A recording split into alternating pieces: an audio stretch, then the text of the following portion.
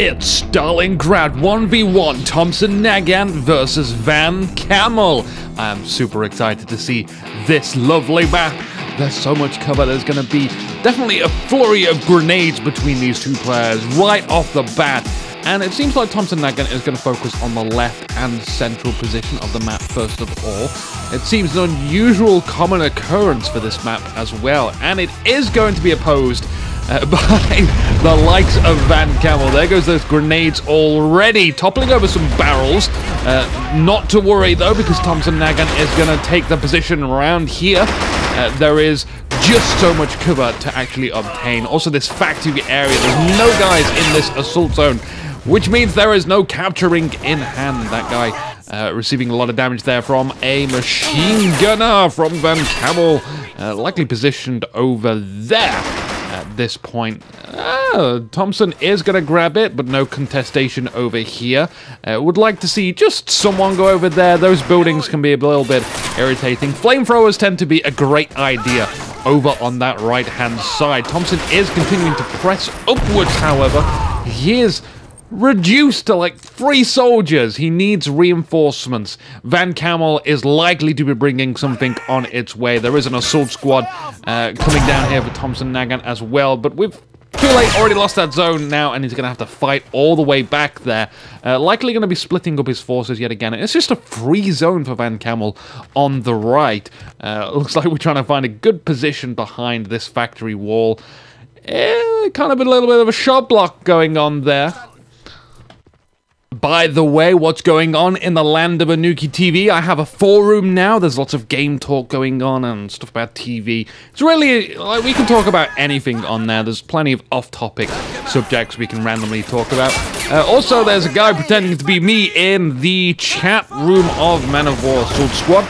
That isn't me. I'm far too busy to, like, just sit there and chat and harass people.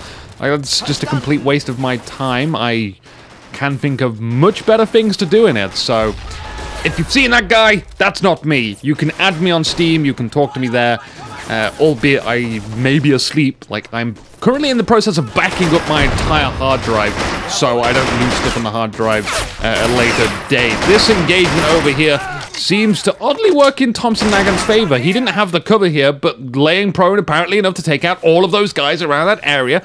Excellent. He's going to gain control of that area, but we need this central zone still to come, and that is capturing at this very moment, but still nothing over on the right, and this is just asking for a flamethrower or a Goliath, preferably a Goliath. In fact, it's even worse because there's plenty of sneaking opportunities around here. I mean, just look, it's so urban.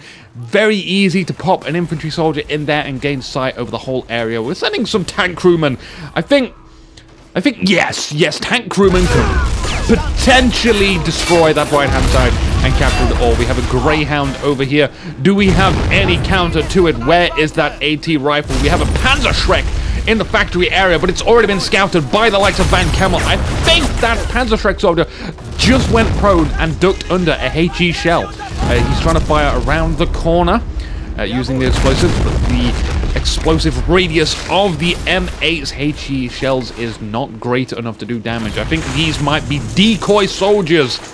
Van Camal may assume that the Panzerschreck soldier is mixed in with those guys behind that wrecked, like, SU...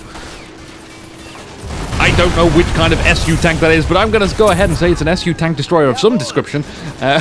Greyhound, again, firing over to the factory areas. Thompson Nagant is hitting the deck. Greyhound seems like it wants to do... No, did it see the Panzerschreck again? Got to crawl underneath those windows.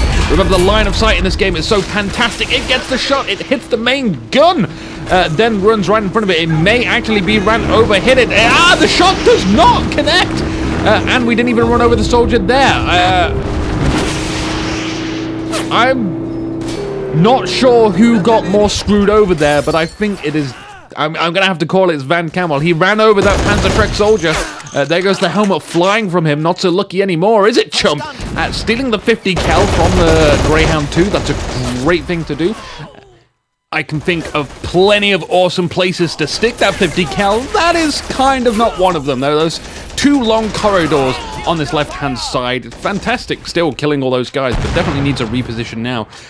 Those two long corridors, which will prevent any movement down, it's going to certainly provoke a response from Van Camal. He's going to have to bring out some heavier unit, perhaps another tank to come out of here as well. But leaving it there, he's going to get easily flanked in the back, and then the 50 cal could be potentially stolen back. Another Greyhound coming out, in fact. That's an interesting... You see the 50 cal straight up dies. Like, that was no good to remain there. And the 50 cal wreaking havoc on the battlefield. I feel like this is a bit risky, though, from Van Camal. I don't know what he really aims to achieve with this. I know that Thompson Nagan could easily bring out a J.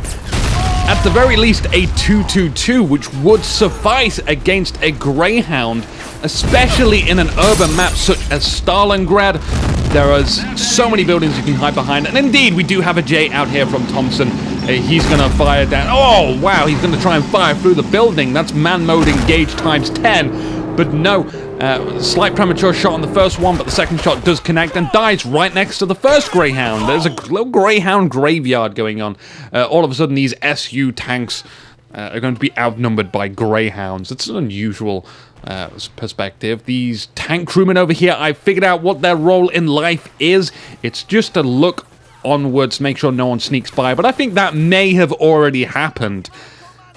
Given the length of time that area was completely unguarded. 14 points to Thompson, however, can't argue with that. 9 points and ticking upwards with 2 neutralized zones, 1 in Van Camal's hand. Sandbags are down here. That looks like the J. It is the J, but it's destroying the map environment, which doesn't really matter because Stalingrad is already, let's be honest, slightly battered and brutalized as it is. It's not going to matter if we knock down a few additional walls. Call it an expansion, if you will. Now, Jay, though, is going to prowl right at this position, knowing that Van Camal has already exhausted near 500 manpower on these Greyhounds. He should be pretty pleased with himself. Going to be still relentlessly assaulting this zone here with many infantry soldiers just hanging. Oh, there's a machine gun back there too. It's going to prop itself onwards. Is there an AT gun in the center? Yeah. I feel like that is the likely response we want to be seeing because of the amount of manpower spent on those Greyhounds. A medium anti-tank gun should be able to take out, albeit it will be risky to take out the J if it HE shells it, but we could potentially get a good angle on that J and take it out. We have a 2-2-2 moving out over onto the left-hand flag point. Still nothing being seen on the right. Van Camal with 2 assault zones and 1 neutralized. There goes the 2-2-2. Its target and goal in mind is going to be that AT gun. It already decrews it from 1 guy at least. Maybe a second one about to come. I wonder if we can get the sandbags from this distance as well. It moves slightly forward. Etching. Doesn't want to dive too far because, again, hidden surprises. And I am just waiting to see what kind of hidden surprises there are on that right-hand flag point. There is a squad moving over there now. The middle flag point is in control of Thompson Nagan. It is ticking up. It shouldn't be long now before he has that. He grabs the left point as well. Really what that right-hand point needs, though. Oh, we got some sandbags down there as well. The J is just going to look onwards. Still, I expect that this could be its dying place. Really, does that J need to be there? It's going to be seen by Van Camal, and it's going to be able to respond to that at some point. I don't know when that point will be, but at some point, he is definitely going to destroy that J if it sits there continuously in sight of him. So we got Brandenburgers over here. No flamethrowers, no Goliaths, no 5 Goliaths. Please bring the 5 Goliaths there. I want to see all the buildings die in a beautiful blaze of fire. A 2-2-2 seemingly moving now. Going further into the depths of the enemy's spawn. We have that looks like a crocodile. It is a crocodile. It's moved just behind. Actually, that's a pretty decent counter to that, using your hero points. I completely forgot about that option out there. The Croc is a worthy adversary of the Panzer III J, but it's not uncommon for a J to take out a Croc. I feel, though, at this distance, the Croc will have the advantage. It's getting closer and closer. It's going to use those flames for evil. We're going to burn the flesh of the German soldiers.